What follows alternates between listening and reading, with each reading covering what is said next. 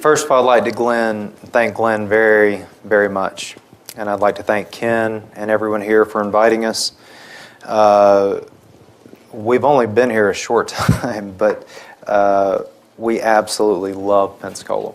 We are, after our kids playing at Flounders last night for several hours, we're considering moving here.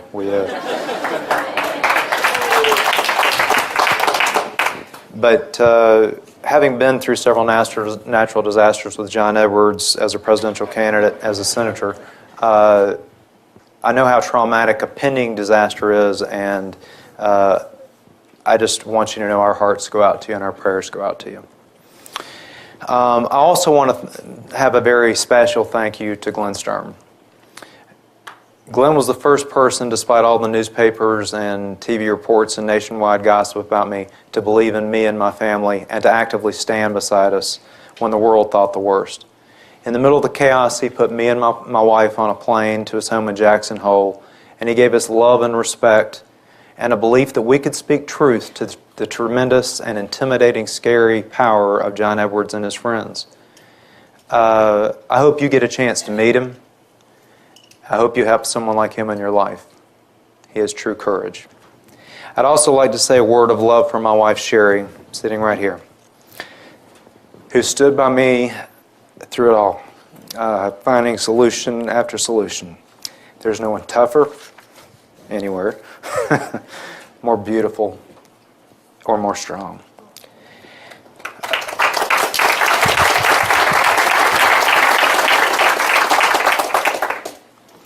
I want to start the speech with a sincere, from the heart apology. I'm truly sorry for taking part in the deception and manipulation that destroyed the chance that my former friend John Edwards had in making our country a better place at a time where it desperately needed strong leadership. I apologize for the distress it may have caused you personally, the thousands of dedicated donors, volunteers, or voters. I can paint it as pretty as I want. I can give reasons for what I was thinking when I made these idiotic decisions. But nothing will justify my actions. At a time when public faith in the political system was at an all-time low, I was sucked into the money and the power of presidential politics. I wanted it all for me and my family, and I participated in a stupid plan to get my guy elected president of the United States, and I dragged my family into it. For all of that, I will always be sorry. At this point, the only thing that I can do is tell the truth, the whole truth, about what happened so that everyone, including me, can learn the lessons that should be learned about the allure of power and how it can corrupt about anyone. Much to my own embarrassment, I'm a classic example of how this happens. And as painful as it is to relive the scandal, my own actions, those of John Edwards, Riel Hunter, or Fred Barron, most of it is in the past, but we must learn from it to make the present better. And although my story is extreme, the gentlemen who are now making a movie out of the book, Aaron Sorkin and Ari Emanuel, said that no one would believe this story if somebody brought it in as a movie script. It's just too outrageous. But this story demonstrates how a split decision that you make can affect the rest of your lives, your loved ones, and many, many, many others. It's how quickly you can rise from somebody in obscurity and how quickly your life can fall apart. Whether you're an airport security guard, an engineer with BP, a CP, a secretary, a minister, a coach, a mother, or a father, you have or will make decisions that will have dire ramifications for others. I know what you're thinking. There's no way I could get in this type of positions, but scandals come in all sizes. And when it hurts somebody you love this much, it's the same thing as the whole country being hurt. The study of ethics and power go back thousands of years. I'm going to take you all from the Greeks to National Enquirer in just a few minutes. So Socrates, around 400 BC, believed that self-awareness will lead a person to do what is good if they know what is right. A leader's poor decisions only come from ignorance. Hedonists believed in immediate gratification. Eat, drink, and be merry. Tomorrow we shall die. But a serious point they made, and it's debated in D.C. even today, is killing a man right if it benefits his country or his republic. Modern studies of ethics of power focus on two theories. Consequentialism. Do the ends justify the means? A morally right action is one that produces a good outcome for society regardless of the method. This is obviously the theory that we use to come to our conclusions. Deontological ethics, primarily Immanuel Kant, argues that for leaders to act in a morally right way, it's not the consequences of the decisions that make it right or wrong, but the motives the leader uses in arriving at their choice of action.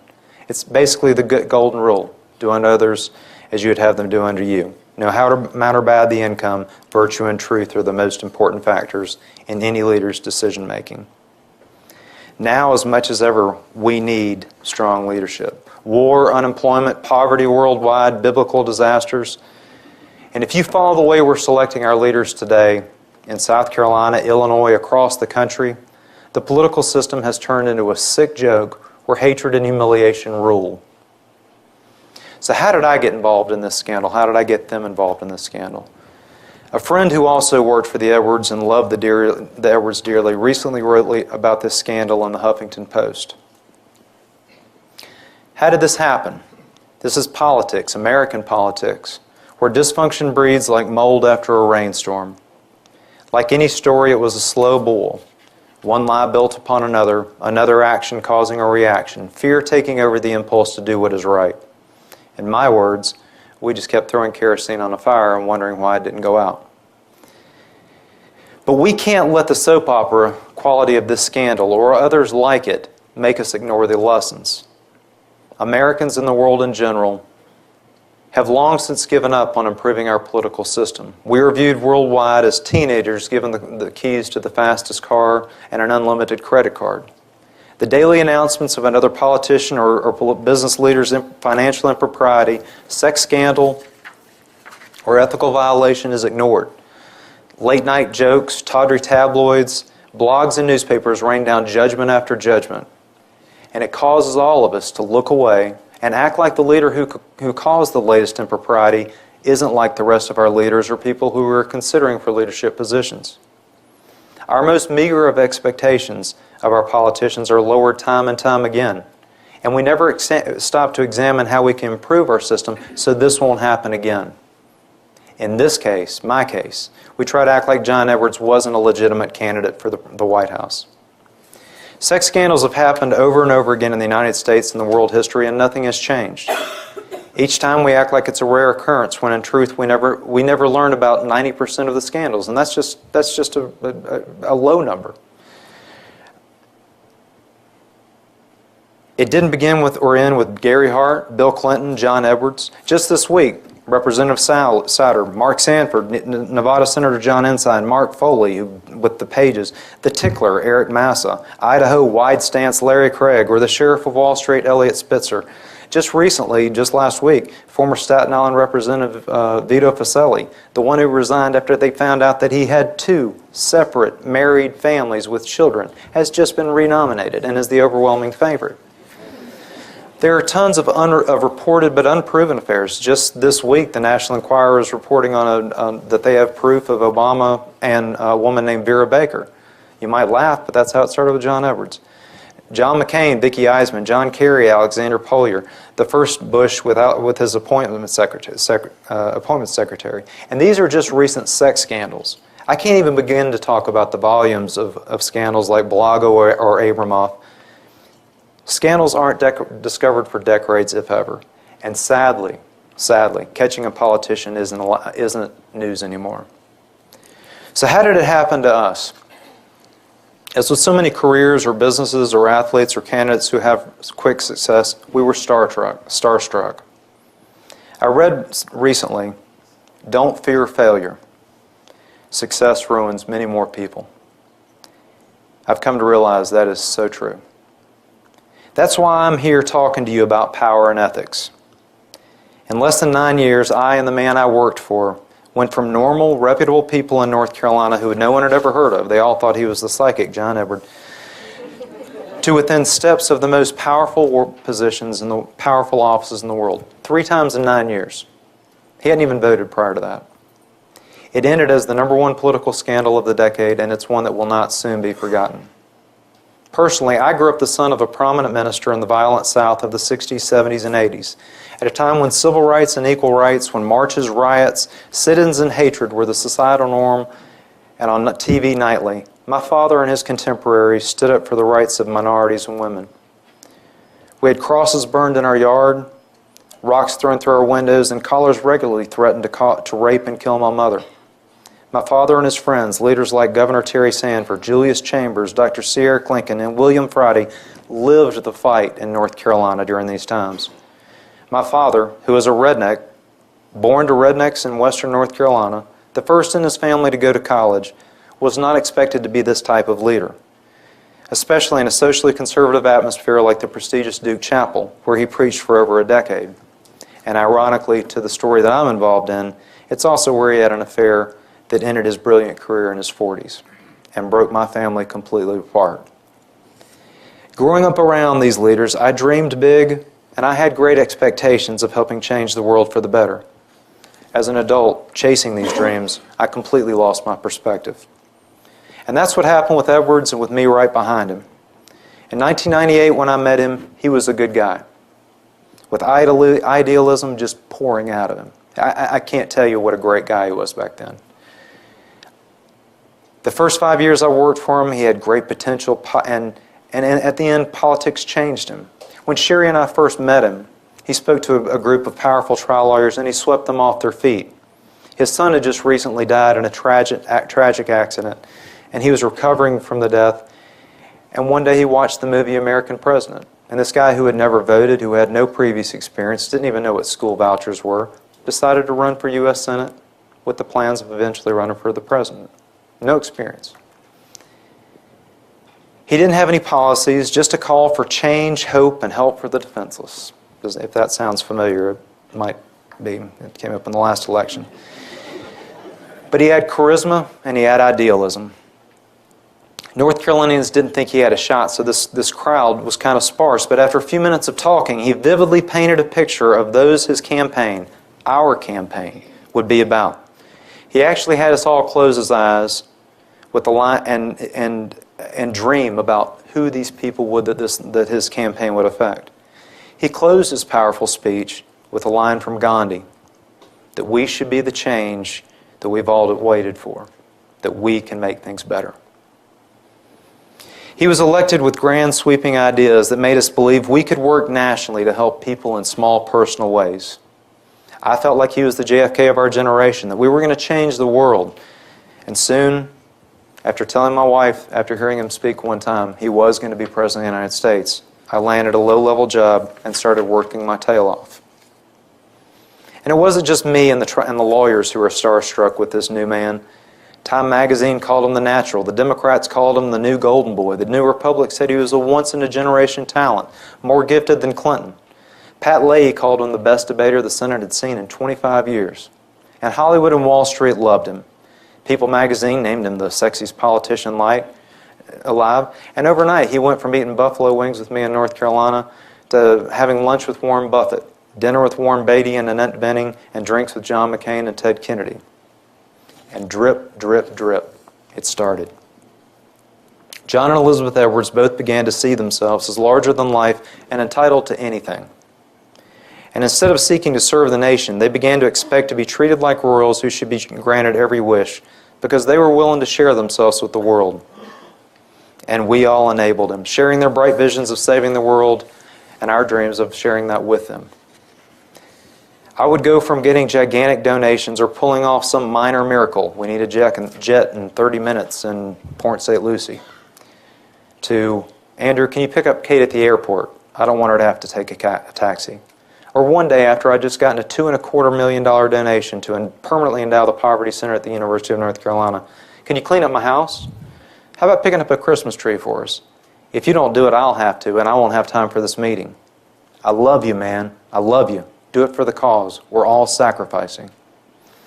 We all acted as enablers. We took one for the cause by making excuses for broken campaign promises, ignoring constituent requests to focus on bigger matters, or did embarrassing personal favors. We rationalized this was for the cause, but it was also a once-in-a-lifetime chance to work with a viable world leader who could affect positive change. And it worked. He was fast-tracked to the presidency by us, and then by political superstars like Ted Kennedy and John McCain and others, and then by the national media. And although he was an overnight star, John was frustrated by the reality of being a senator. He found out legislating is mind-boggling slow, and that he had to spend time with the people he represented, those down-to-earth folks. He wasn't crazy about that. Fundraising took 40% of his time, and he didn't like begging for money. He had to compromise his ego and values to get anywhere or anything in the Senate.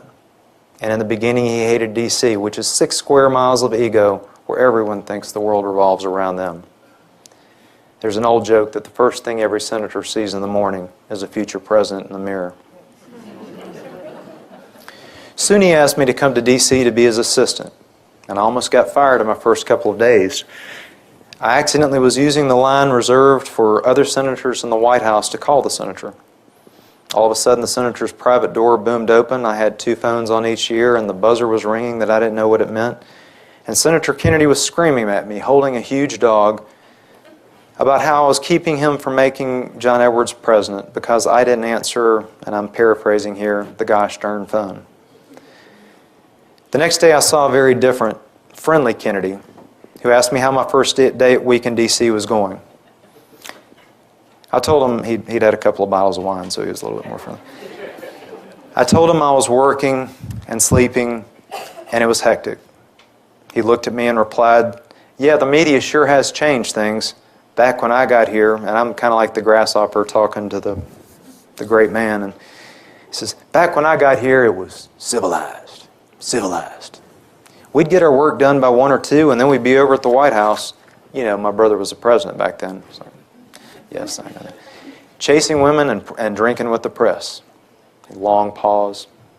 It was civilized. That was my welcome to D.C. But John Edwards decided not to stay frustrated for long. He made a gigantic national impression during his powerful speech on the Clinton impeachment hearings.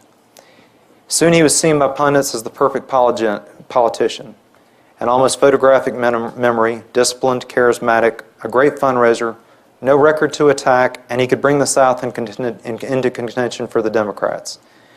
And at a time when Clinton was the dominant force in D.C., Edwards had a seemingly perfect family story, which was in strong contrast to that of the Clintons. Then in 2000, only 1.5 years after he was elected for the first time, no previous experience, Al Gore, either, depending on who you listen to, either picked him and then changed his mind, or he was a close number 2 to Lieberman for vice president. Although he passed him over for vice president, Gore, by doing so, placed him on a national stage as a presidential contender. That night, watching the returns, and especially y'all down here in Florida, the senator and I stayed up all night watching the returns, just he and I. About 2 a.m., he began talking about running if Gore lost, about us in the White House, about us helping people worldwide. It was intoxicating, and when I left at dawn, there seemed like nothing we couldn't do, except for turning to the next page. When Gore and Lieberman lost, Edwards immediately started planning a run for the presidency. When we talked about his experience, his lack of a platform, his lack of any legislative accomplishments, how crazy it was, he said he had to go for it because the door to the Oval Office rarely cracks open. And there was truth to what he said. There was little competition because there was a huge vacuum in the Democratic Party. Edwards had that Clinton populism down, and he promised to finally start reading the daily briefing books and those little security reports that he got daily. It's also important to note that with this election, the vetting of presidential candidates drastically changed in the short time he'd been in office. Before 2000, contenders had to be longtime party leaders, military leaders, or business leaders, someone who had been vetted over time. You knew what you were getting when you put these people up there. But then, as now, the public vetting was done on 30-second sound bites, 24-hour TV news shows, or political blogs. A good-looking candidate with the ability to raise money like Edwards could become a contender overnight. Experience was now a liability because the other side could attack voting records on key issues like votes on partial birth abortion, Iraq, or taxes. The overwhelming influence of the internet and the 24-hour news cycle has united and educated our country in many ways, but it has very much divided us in many other ways. The hatred in politics is now palpable, and politicians rarely are respected. The herd mentality of the press, who can follow a supposed boy in a balloon for days and debate world issues like a wrestling match, petrifies me. One reporter says something about swine flu or a gigantic swath of oil hitting the beach on Pensacola, and the hordes of the media descend. I miss Walter Cronkite, and I miss Tim Russert. At the same time Edwards began his rise, he and I became close friends. We went to UNC basketball games, trips to the beach, and Disney with the kids. We jogged, and we logged thousands and thousands of miles from one political event to another. He became a big brother to me, and Elizabeth a big sister. He treated and called me a friend, like no other staff member, and I believed him. And presidential politics is powerful. It's almost cult-like we're being a member of the mob. It's us against them. And loyalty on the senior levels is priceless. So only a few years after being elected for the first time, Edwards ran for the presidency. In his defense, it was like he had an angel on one shoulder and a devil on the other telling him to do the same thing. The angel told him to run for the greater good, to be able to make the positive change that he had come to D.C. for. The devil whispered, money, power, attention. And so he ran for president in 2004, and he ran hard. One top senator appropriately described him as the most crudely ambitious politician he had seen in his 30-year career. He quickly took the lead in fundraising. He was the early leader in most polls. But the strong team of seasoned advisors clashed on his strategy, and he faltered and dropped. Just a month before the 2004 election returned, he had dropped to 6th or 7th place. He was sick, and he was miserable. He called me one night, and we talked about he wasn't being himself, how angry he was with his advisors, and he said he was going to stop listening to them. The next interview I saw with him on the next day, he was back, still sick, but he was back. He was in New Hampshire on the CNN campaign bus with Tucker Carlson and Paul Begala, and he was on fire. In weeks, he went from 6th or 7th to within the margin of error with Kerry and narrowly lost. His ascent was so rapid that pollsters told us he would have won if the caucuses had only been held 2 or 3 days later. Many forget, but there was a widely reported affair between Kerry and Alexander Polier, another staffer, that almost handed us the nomination. But we were broke in New Hampshire, having invested all of our money in Iowa. Literally, when he landed in New Hampshire, I couldn't pay for the rental cars to pick him up. He continued to pick up second-place finishes, but eventually withdrew. He and I went to his beach house, and he immediately started plotting on how to get the vice presidential nomination. Our families were at Disney together at Chef Mickey's when John Kerry and all of his staff started calling and asking him to come up to D.C. to become his vice presidential nominee. The Magic Kingdom was quite a backdrop for this. Within months, we were in Boston accepting the nomination, and looking back, it was the high point. But it was also when Barack Obama's keynote stole the show that led to his presidency in 2008. In my opinion, Edwards and Kerry lost the 2000 election out of pure arrogance. They lost, by Ohio, 100,000 votes, a football stadium.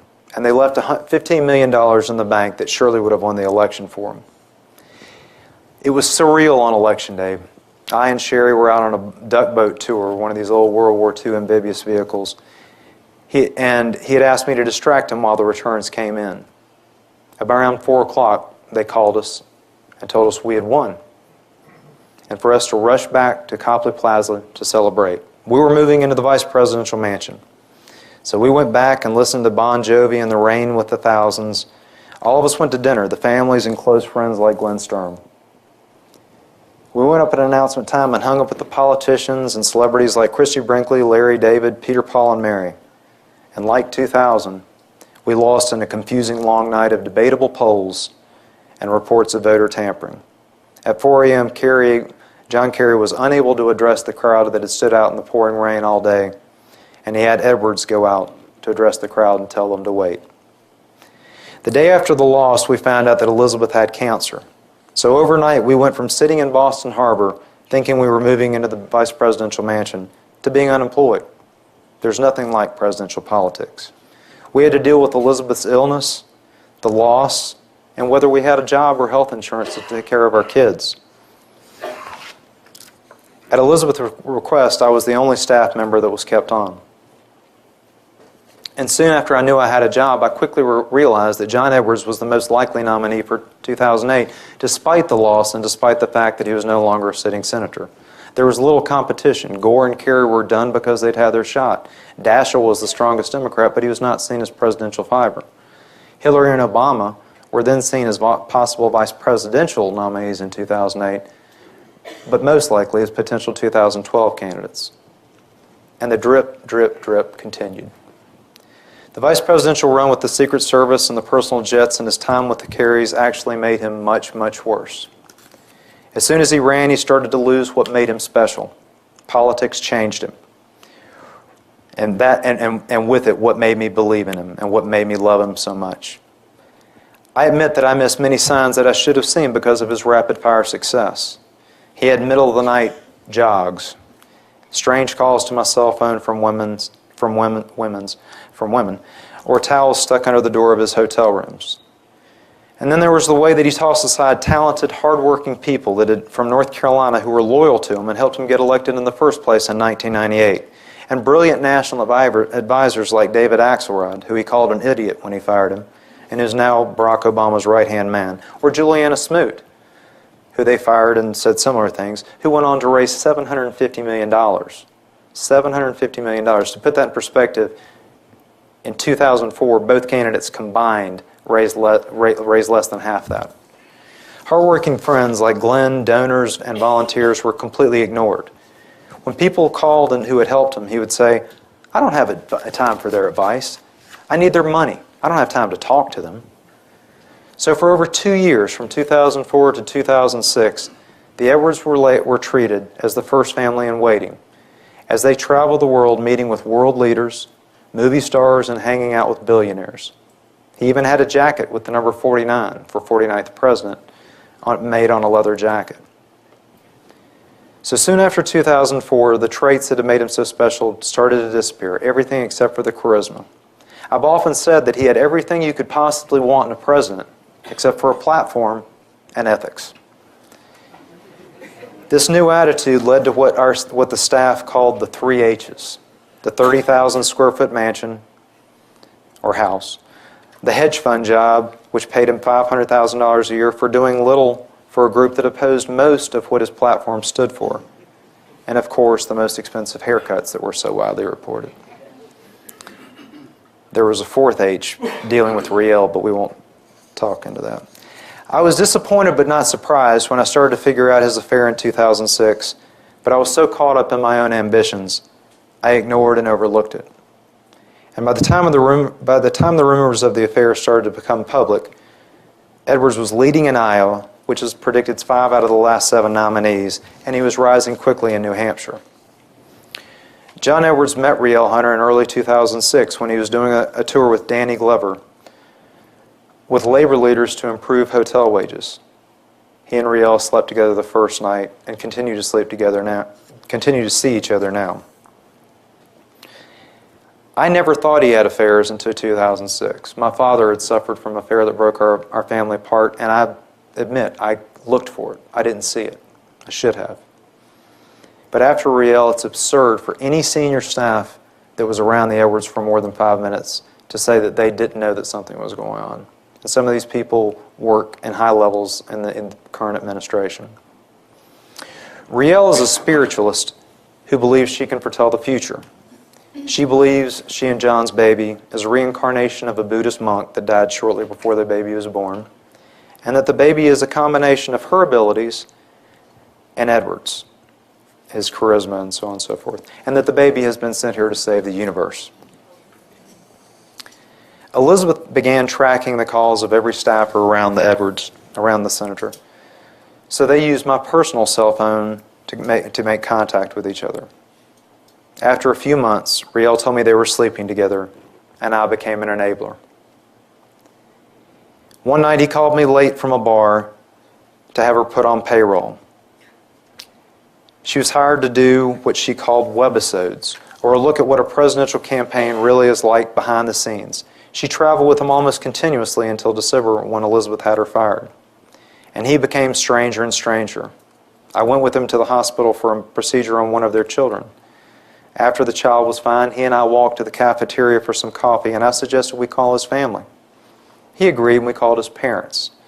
Next, I suggested we call his brother, his sister, his other loved ones. He looked at me with a smirk and said, we ought to call fundraising, make some fundraising calls to top fundraisers and donors. He thought, it'll make them feel special if I call them from the hospital.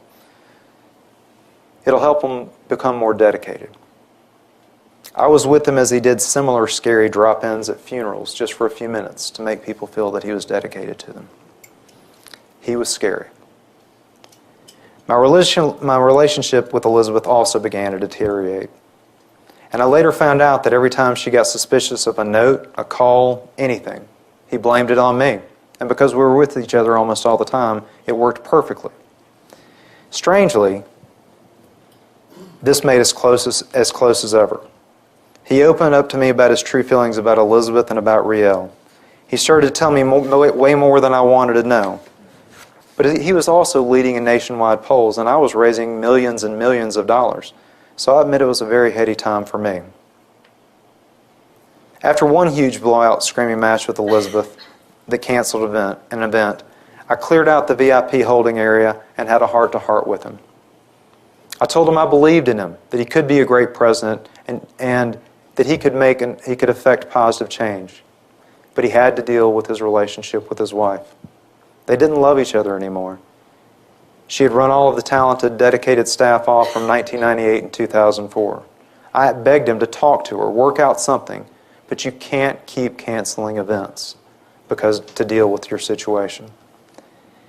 I said this to him, and even as far gone as he was, I was still shocked when he responded, Andrew, I can't divorce her. She's more popular than I am in Iowa and New Hampshire. I looked at him shocked.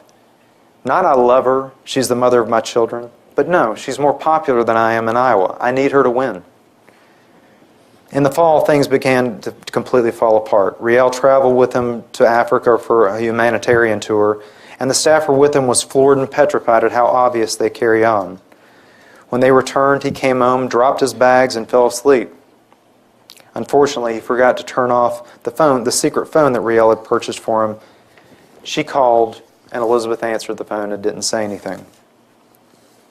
Elizabeth woke up John Edwards and told him to call her in front of her, and end the affair. Elizabeth didn't know who it was. It was just another woman, but it was only 2 months before he announced his candidacy. Immediately after that, the staffer who had gone to Africa with him talked to me and to several other staffers. Edwards heard about it, and within days at the JFK airport en route to China, Edwards fired him for being disloyal. In December, he announced his candidacy dramatically in jeans and a rolled-up work shirt from the front room of a devastated home from Katrina. Elizabeth was not with him, but Riel was. That afternoon, they came back to North Carolina to have a national campaign kickoff. I picked them up about 2 or 3 p.m., and they were already drinking. They were drinking wine out of water bottles so police wouldn't notice or think anything of it. By the end of the night, Elizabeth had noticed Riel, realized who she was, and had her fired. But the affair continued. But there were several close calls. Once, Riel overslept in his hotel room, and I got a call at 7 a.m. because 2 or 3 staffers with 2 large security guards were beating on her door. I got her out of this only to have John Edwards deny it to me 2 days, deny that it ever happened, despite the fact that he and I had spoken at least a dozen times as I fixed it. And the drip, drip, drip continued. In March, the campaign was in full swing, and around March 20th, Riel's birthday, Elizabeth cancer returned, and it was terminal. When I was with Edwards, he broke down, visibly devastated. And as he was going to be with Elizabeth, he had me call Riel and tell her that she wasn't going to be there with him to celebrate her birthday. Riel didn't care about the terminal cancer and threw a fit. Within hours of their dramatic press conference that the campaign must go on despite her cancer, because the issues were so pressing and so important, they started scheming how they could maximize Elizabeth in appearances to get some much-needed press attention and money. It worked. He quickly rose up again in the polls and was doing well as summer approached. The media covers politics now like a soap opera, and the dominant theme of the 2008 campaign was the chance of a historic election of electing a minority. Whether you liked Romney, McCain, Paul, Clinton, Obama, or Edwards, Clinton and Obama received more than their share of press attention. And in politics, press coverage drives money, which drives the polls, which drives more money, which drives more press. Most people don't know this, but after the first quarter of fundraising in a presidential election, reporters stop covering candidates, even if they're the best candidates in the world. They stop covering them unless they're in the top 3 in fundraising. In May, Riel called me crying and hysterical, demanding to talk to him immediately, or she would go public. I called his body man and said I needed to speak to him, but he was in the middle of a major national interview and could not be interrupted. I got 3 or 4 more calls. She was hysterical, and she told me she was pregnant. I quickly got him on the phone. In his typical fashion, he asked me to handle this, as I always did. I told him I couldn't, and he found a place away from the interview and from Elizabeth, and he called her.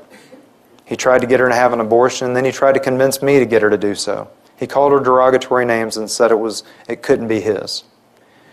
We later heard a rumor that at the same time she was seeing actor Jeff Goldblum and had told him that the baby was his as well. When she refused to have an abortion, it was clear John Edwards needed money to take care of this, and he asked me to find it. I asked some of his friends, and a wonderful woman who loves him and who happens to be one of the wealthiest women in the world, who is Jackie Kennedy's best friend, said of course. She didn't know it was for a mistress. It was only to help him and not related to the campaign. And she soon sent hundreds of thousands of dollars, close to $1 million. The Huffington Post and the National Enquirer somehow heard rumors about Riel, and the Enquirer sent dozens of reporters out. They found Riel in New Jersey, and Edwards called me and asked if she could come stay with Sherry and I for a short time. She came, and she didn't leave for almost a year. And this is where it gets bizarre.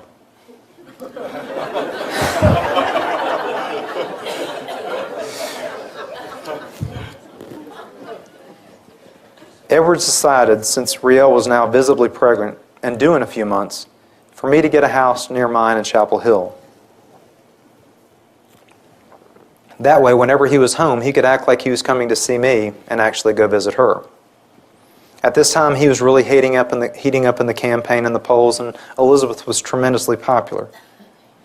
And then the National Enquirer caught Riel and took a picture of her visibly pregnant within miles of our house and within miles of Edwards' house. We live like 2 or 3 miles apart. I should note that the mistress of the universal health care that promoted universal health care, his mistress didn't have health insurance, but that's another matter. That night they came to mine, Sherry's house, and when we caught them taking pictures of our children through the window. We knew the charade was coming to an end.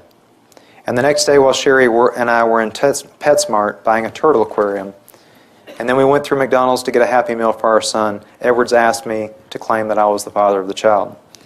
For any of y'all who are in a situation in the future, asking your wife in the McDonald's Happy Meal line is not a very good place to ask.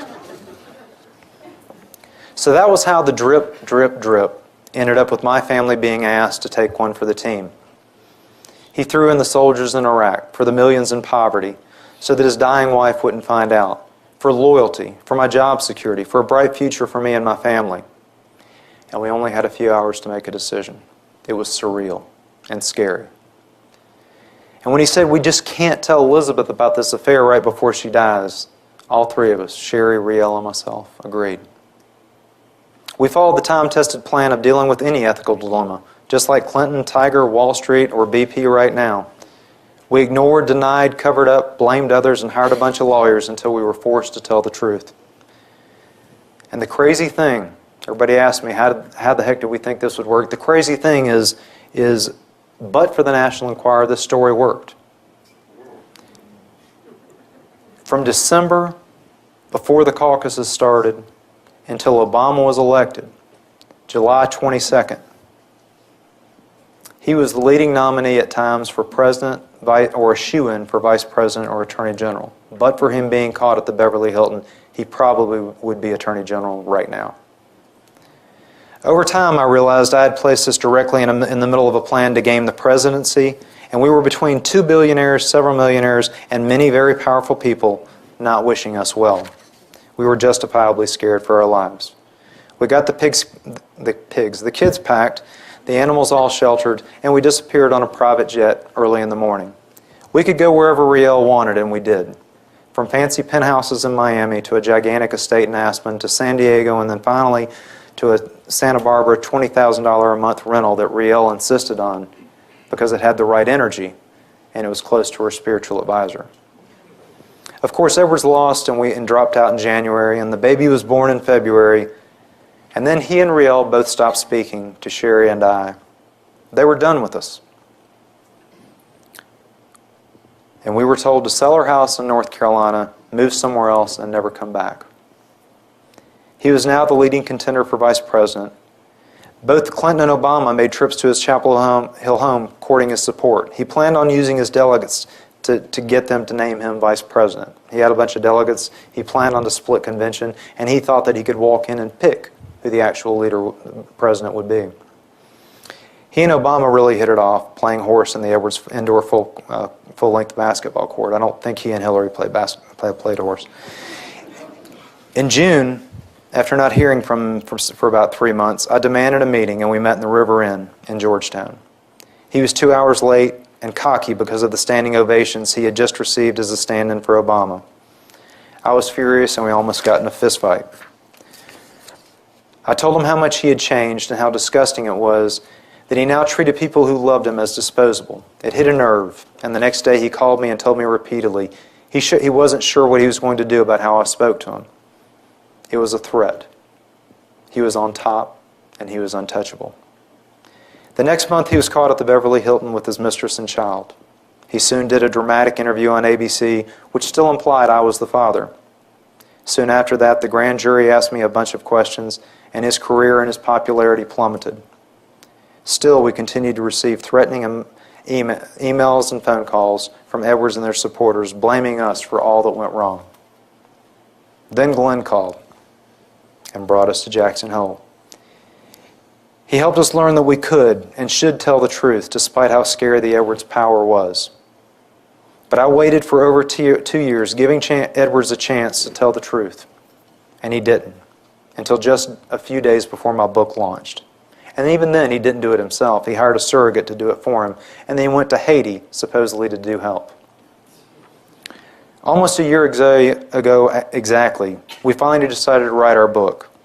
The book launched in January with an hour-long special on ABC and was accompanied by a lawsuit from Riel. Within 3 days, the book was number 2 on the New York Times bestseller list and hit all the nationwide bestseller lists in a week. I was on Hardball, Good Morning America, Oprah, and had to have 40 million listeners on BBC. I was a little scared. Now, Aaron Sorkin, Ari Emanuel, and Scott Rudin are making it into a feature movie. It didn't all go smoothly. Oprah and The View scared the heck out of me. George Stephanopoulos gave me a hard time, and I wanted to remind him about his work with Clinton and Paula Jones, Jennifer Flowers, and Monica Lewinsky. And about how he had talked in his book, and this is something that was true from him and true for a lot of people who work for powerful people. How he talked in his book about when you're working for somebody like that, you balance working for something that can dramatically impact the world and how you can help people, and how in that position you see that the people that you are working for are human and have frailties and weaknesses and fights and adultery. And you balance what's more important. George and I both chose wrong. During one of our last interviews about a month ago, I forgot my shoes and had to go on national TV with borrowed dirty cowboy boots. Immediately after the interview, my mom called me and said she didn't quite love that. The celebrities, the $500,000 jobs, and the adoring crowds are long gone now, and they've been replaced by regular jokes that make fun of him. His joke is almost a pejorative adjective now. But the causes that we fought for remain. $40 million in poverty, health care war, on and on. There's a popular song out right now that says, "We are all just one phone call from our knees." When I hear that, I think of how we build our storm-proof homes, build our bank accounts, and inoculate our children. And all I think about when I see these disasters is something that he used to say, "There, but for the grace of God, go I." He used to close his speeches with, "I have learned 2 lessons in life. The first is that heartache and struggle will always be with us. We can never make it go away. The other is that people of strong and goodwill can make a difference. One lesson is a sad lesson. The other is inspiring. I choose to be inspired." For all of John Edwards' flaws, he could inspire people to do good things for others. We need that now more than ever. I have to believe that for me and for all of you, despite all the things that we're going through right now, there are better things ahead, and that we need to try to learn from this part of history. A place like Washington, Wall Street, here, or Chapel Hill, our home, must start and end with integrity in leaders and their support staff. There's no shortcuts. This has lessons for us all. Power corrupts on all levels. And you too, whether you think that something like this could happen to you, it might happen on a much lower level, you too can make a decision that can impact and hurt many, many others, and do it without really thinking that it will. I hope you all have learned something from the pain that we've gone through. Thank you for having me tonight. And again, I apologize for my part in this. I'm honored to be here. And I'm happy.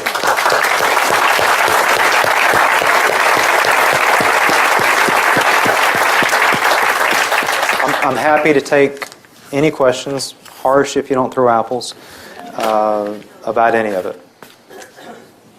Yes, sir.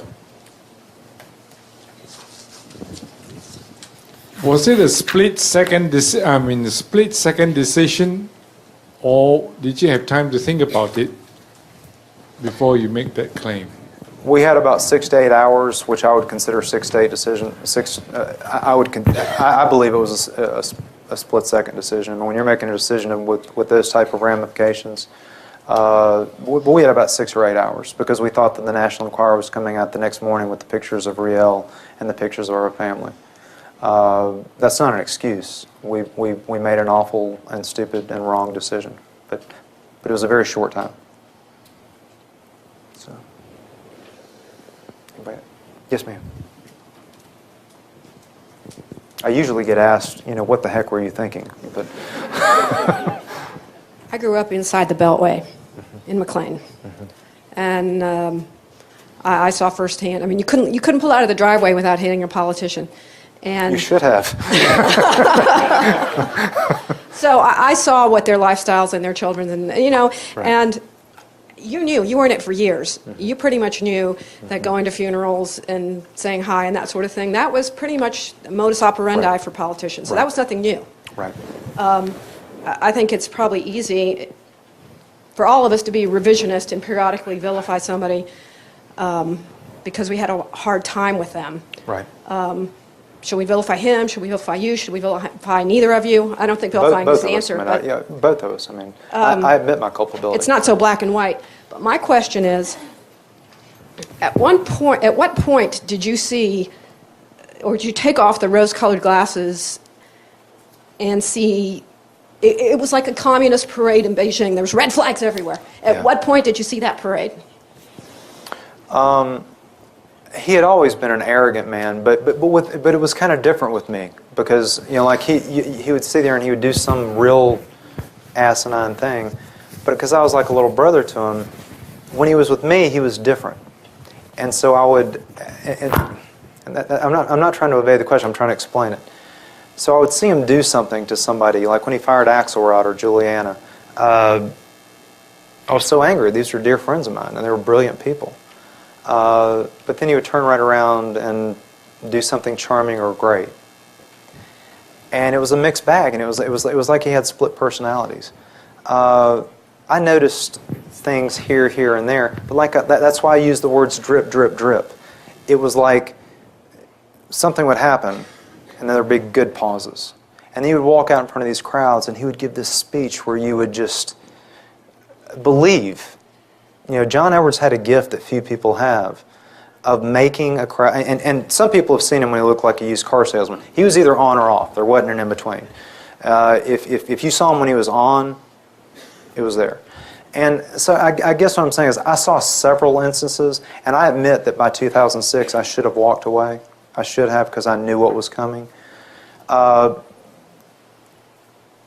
you know, like in the book, I talk about I had a restaurant in my 20s that went bankrupt. And if you've gone bankrupt, you're petrified of going through that again. And now I've got 3 kids, 2 of them who were very sick, and a wife to support. I was desperate to hold on to this job, and I was desperate to have a future that could secure our future. Should I have left? Yes. Did I? No. And there were several other people who didn't. What gelled it? What gelled that moment when you said, that's it? The cancer thing.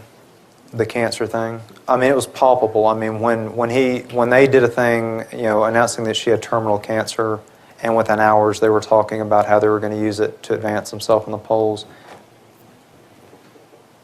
It was, you know. So does that answer your question? I'm not trying to excuse my actions. I'm not at all. I should have left earlier. I can paint it, but I was wrong. So I'm trying to, yeah. Yeah, no, I'm not trying to vilify you. I'm just curious. Okay. We Yeah. need to go on Yeah, to I a wish I different could question. pinpoint one thing. I'm sorry. Yes, sir. What is your message today to business leaders, or more importantly, our youth, about maintaining ethical standards? Well, my message, you know, I'm not going to try to say that I'm the one to talk to about ethical standards. What I think that can come out of this is that there is, with, you know, the political system, with the news and the internet and everything, has so dramatically changed how we elect all our leaders, local all the way up. I think the first thing that we need to do is stop letting just people randomly decide they want to run for office. All of us, if we know somebody who is good, go after them and push, pull, drag them to run for office. Politics has become a system of multimillionaires who are just running for office for the fun of it. If you know somebody who has the ability and the ethics and believes in things, ask them to run, beg them to run, and support them when they do. If you don't do that, and you're left with these with the 2 or 3 decisions that we have to choose between somebody, ask both sides the hard questions. You know, we ask them about how they feel about school or this or that. Ask them difficult questions, both sides, your candidate and the other one. And I think that there's also, you know, there's transparency on that side, but there also has to be a transparency on the other side. Do you really want to elect somebody who is holier than thou to run in politics? I mean, it's a dirty game. You know, Barack Obama dealt with his drug use, and he went on early on, and he went on to become president of the United States. Giuliani dealt with a lot of issues, and he's still considered a viable candidate in a number of regards. But my message is not about ethics or so on and so forth. It's more about ethics of power of leaders. And I think that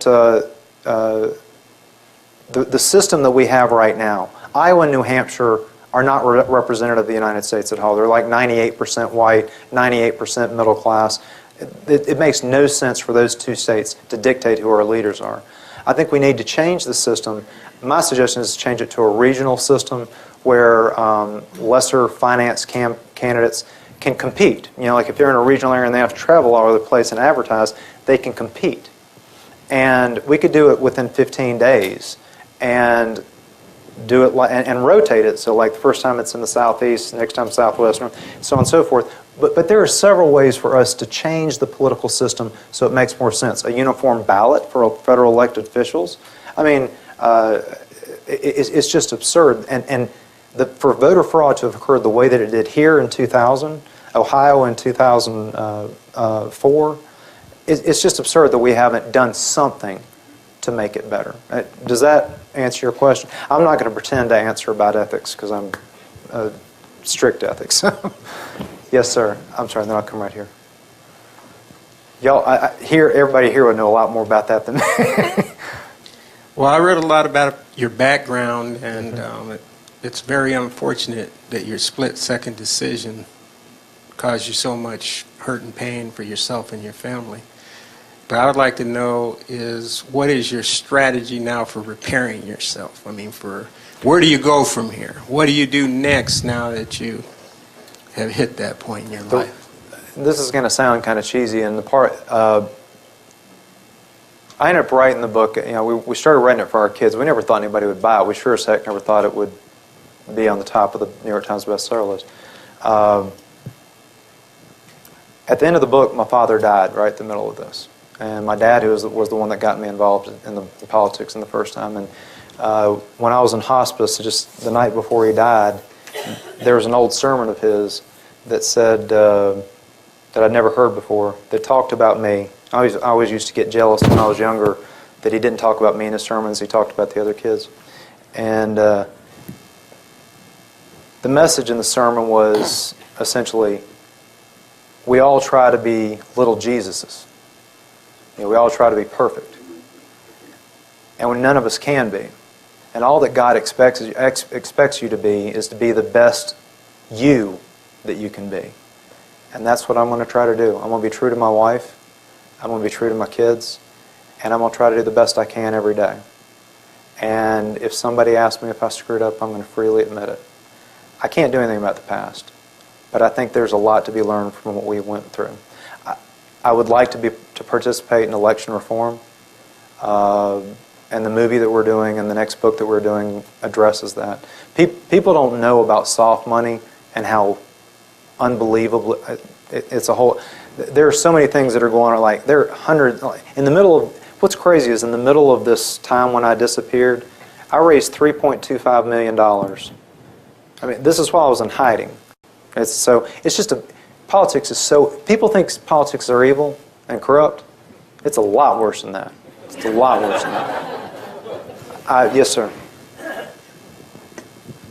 I'm left with the impression, I hope mistakenly, that you think had John Edwards not been caught, he would have been a great president. And I guess if that's true, well, whether it's true or not, my question to you is at what point does a man's private life exceed his public life? Two answers. Oh, I think that's two questions, so two answers to that. I had known, one of the things that I try to make clear in the book is the first 4 or 5 years, I worked for him for about a decade. The first 5 years I worked for him, he was an incredible man, inspiring. I loved him. Starting in 2004 with the Kerry election and a little bit before, but really after that, he dramatically changed. When the stuff with Elizabeth really flared up and I started to realize that there had been a lot of stuff that I hadn't been aware of, I realized that person that he was becoming could not be a great president. But the person that I'd worked for in the beginning, photographic memory, charisma that could lift a balloon, lift a truck, I mean, he was just, I can tell you, it was some of the highest moments of my life when we were in these rural counties in North Carolina, and he would talk to 10 or 15 people, and it was like something out of a movie. So he did have the abilities. Like, that's what I say. By 2006, he had everything you could possibly want in a president, except for ethics and a platform. At the beginning, he had ethics and a platform, but he lost them. Politics changed him. So what I wanted to do was put these two pieces of the puzzle back together and make him a dang great president. It's not a perfect solution, but it was the best one I had. He was the only presidential candidate I was working on. So does that make sense? And was there a second question I didn't answer? Just given everything that's going on, not just with him, but with everybody else, and the first thing that appears to occur when a person's integrity is challenged is it's not to fight for his integrity, but to fight for the viciousness in which whoever brought the thing out In other words, to turn the tables. Right. What I did may have been wrong, but what you did by making it public knowledge is worse. Right. I don't disagree with that. The only thing that I would say to you is, and this is not now, but what our thinking then was, when they asked us to do this, they convinced us that they had evidence that every other viable presidential candidate had similar scandals.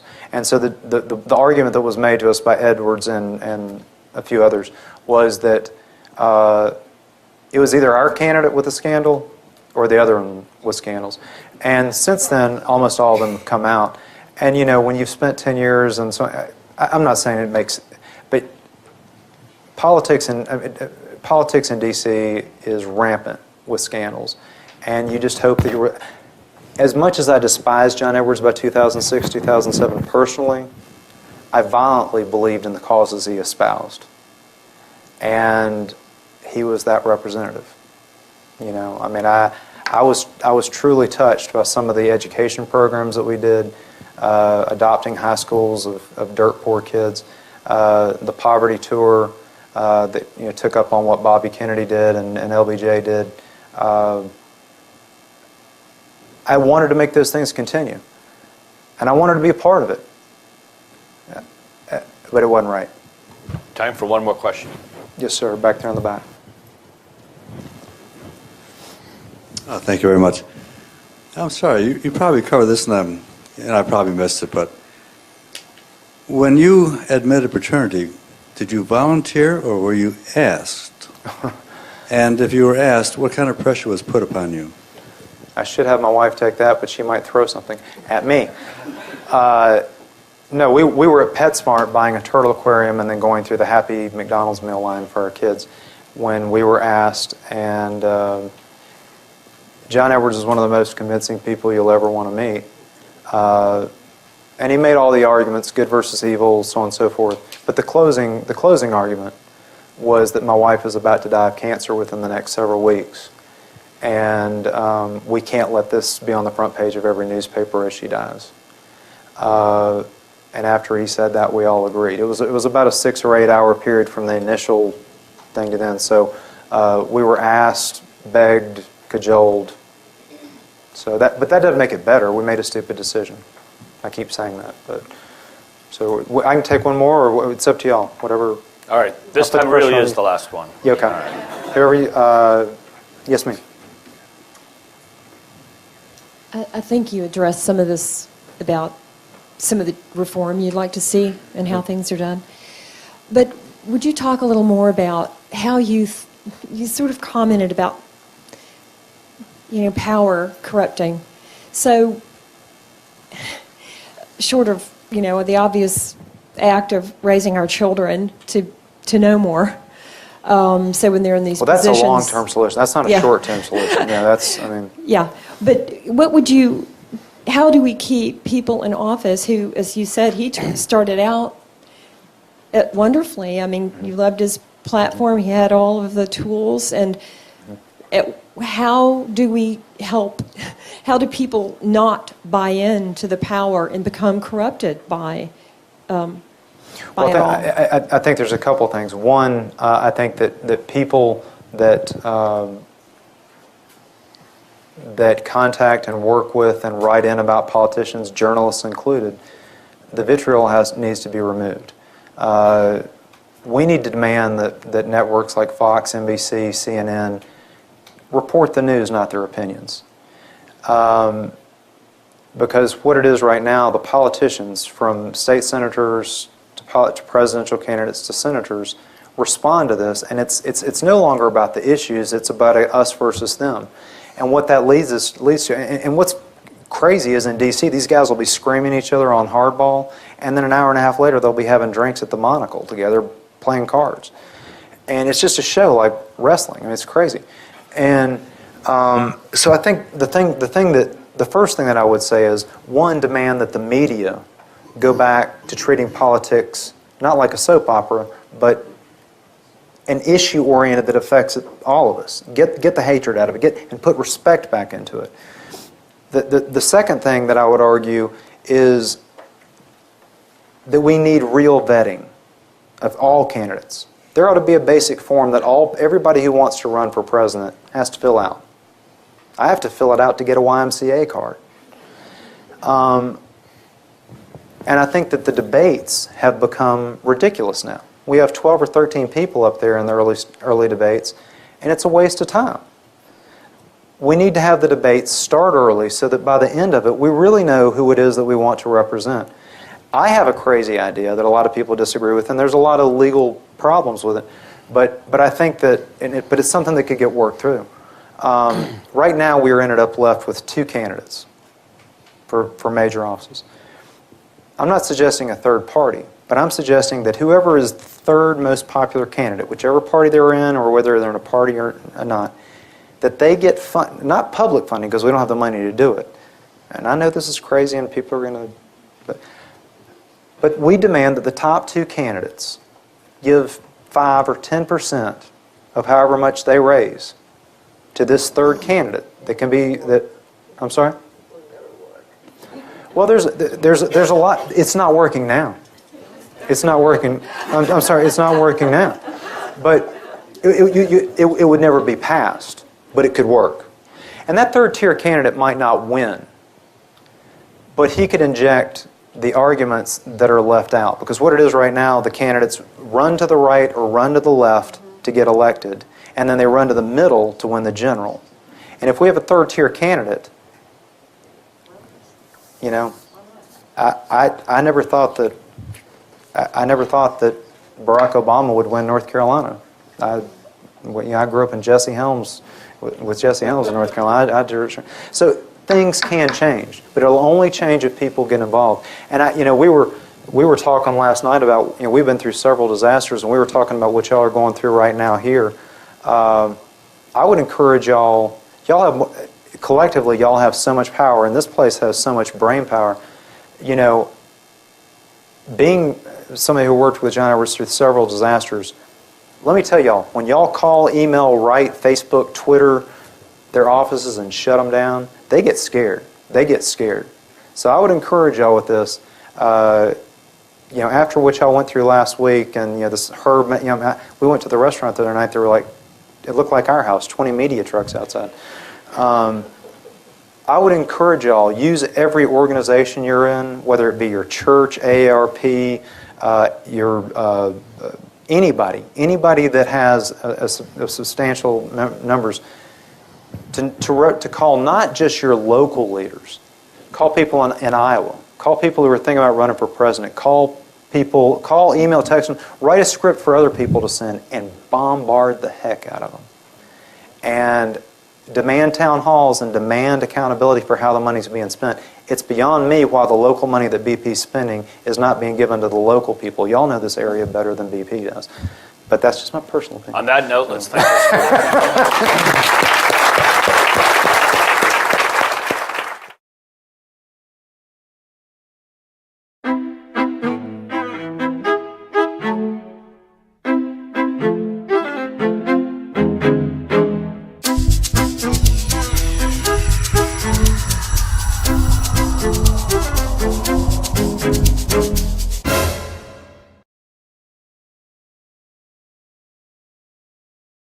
First of all, I'd like to thank Glenn very, very much.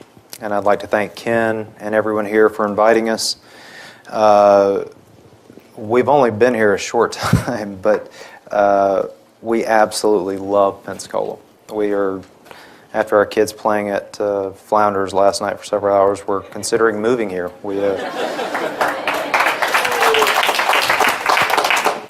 But having been through several natural disasters with John Edwards as a presidential candidate, as a senator, I know how traumatic a pending disaster is, and I just want you to know our hearts go out to you and our prayers go out to you. I also want to have a very special thank you to Glenn Sturm. Glenn was the first person, despite all the newspapers and TV reports and nationwide gossip about me, to believe in me and my family and to actively stand beside us when the world thought the worst. In the middle of the chaos, he put me and my wife on a plane to his home in Jackson Hole, and he gave us love and respect and a belief that we could speak truth to the tremendous and intimidating, scary power of John Edwards and his friends. I hope you get a chance to meet him. I hope you have someone like him in your life. He has true courage. I'd also like to say a word of love for my wife, Sherry, sitting right here, who stood by me through it all, finding solution after solution. There's no one tougher anywhere, more beautiful, or more strong.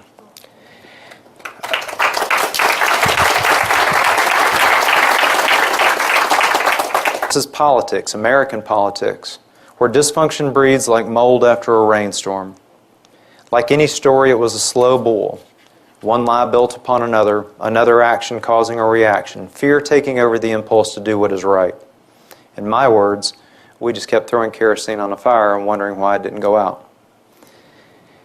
But we can't let the soap opera quality of this scandal or others like it make us ignore the lessons. Americans and the world in general have long since given up on improving our political system. We are viewed worldwide as teenagers given the keys to the fastest car and an unlimited credit card. The daily announcements of another politician or business leader's financial impropriety, sex scandal, or ethical violation is ignored. Late-night jokes, tawdry tabloids, blogs and newspapers rain down judgment after judgment.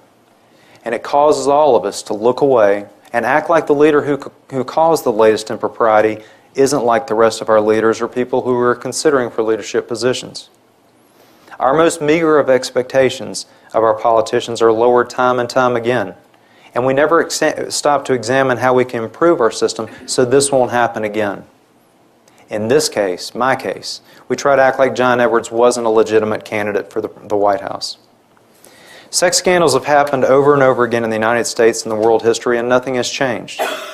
Each time we act like it's a rare occurrence, when in truth we never learned about 90% of the scandals, and that's just a low number. It didn't begin with or end with Gary Hart, Bill Clinton, John Edwards. Just this week, Representative Souder, Mark Sanford, Nevada Senator John Ensign, Mark Foley with the Pages, the Tickler, Eric Massa, Idaho Wide Stance Larry Craig, or the Sheriff of Wall Street, Elliot Spitzer. Just recently, just last week, former Staten Island Representative Vito Foselli, the one who resigned after they found out that he had 2 separate married families with children, has just been renominated and is the overwhelming favorite. Secretary, a minister, a coach, a mother, or a father, you have or will make decisions that will have dire ramifications for others. I know what you're thinking. There's no way I could get in this type of positions, but scandals come in all sizes. And when it hurts somebody you love this much, it's the same thing as the whole country being hurt. The study of ethics and power go back thousands of years. I'm going to take you all from the Greeks to National Enquirer in just a few minutes, so just...